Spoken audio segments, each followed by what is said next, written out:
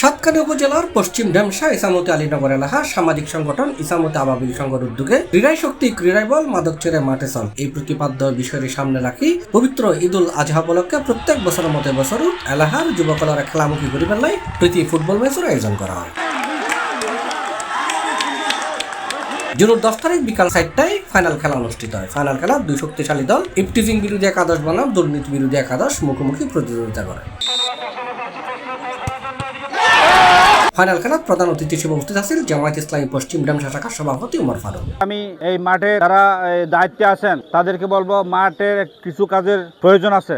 মাঠটা উঁচু নিচু হয়ে গেছে, এটা সংস্কার করে মাঠটা যেন সমান হয়ে যায়। গত দিনে এখানে মাঠের জন্য অনেক বরাদ্দ আসছিল, কাজ করে নাই, কিন্তু টাকাগুলো খেয়ে চলে গেছে। সুতরাং ওই উত্তর রামপুর আরেকটা মাঠ আছে মনিয়ারপাড়া, মনিয়ারসর যেটা বলে, এটা ওই মাঠের জন্য ঠিক বরাদ্দ আসছিল, কিন্তু একটা টাকার কাজও করা নাই, ওই টাকাগুলো লুটে পেটে খেয়ে চলে গেছে ওরা। কিন্তু আগামীতে ইনশাল্লাহ আমি আশ্বস্ত করতে চাই আপনাদেরকে, আপনারা যদি সুন্দরভাবে এই মাঠটাকে রক্ষণাবেক্ষণ করতে পারেন, এই মাঠ যেন কেউ দখল করতে না পারে, এই মাঠ যেন কারো সম্পত্তির মতো ব্যবহার করতে না পারে, আপনারা সবসময় দৃষ্টি আকর্ষণ করবেন। আমিও আগামীতে ইনশাল্লাহ সরকারি বরাদ্দ এনে মাঠের জন্য আরও উন্নয়নমূলক কাজ করার জন্য আমি চেষ্টা করব ইনশাল্লাহ।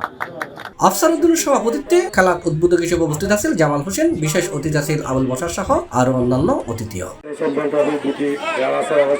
সবাইকে ইসামতি সংঘের পক্ষ থেকে অভিনন্দন। আপনারা হাজির খেলার মধ্যে রয়েছে, আপনারা সুন্দর খেলা আমাদেরকে উপভোগ করার জন্য আনন্দিত দিয়েছেন, সেদিন আবারও ধন্যবাদ জানাচ্ছি আমার পক্ষ থেকে। এবং আমাদের এই সেক্টর মিডিয়াম নিয়ে আমরা এই খেলার আয়োজন করেছি, দুর্নীতি বিরোধী, সন্ত্রাস বিরোধী, ইফসিডি এবং সাদাবাজ। এই ইফটিজিং এই পশ্চিমটাতে যাতে কোনো মেয়েকে কেউ ইফটিজিং করতে না পারে, সেই ভূমিকা আমাদেরকে রাখতে হবে।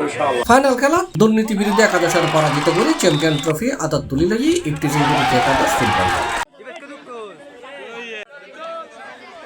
এই ধরনের খেলাধুলা প্রত্যেক এলাকাত যদি বৃদ্ধি করা যায় তাহলে যুব সমাজের মাদক এবং জুয়া সহ ব্যাক রকমের অপরাধ কর্মকাণ্ড বিরত রাখা যাবে এবং শিক্ষার মান উন্নয়ন হবে। এতলাই প্রত্যেকটা এলাকায় এই ধরনের খেলাধুলার আয়োজন করা প্রয়োজন বলে হয়ে বক্তব্য। C+ TV, Chittagong.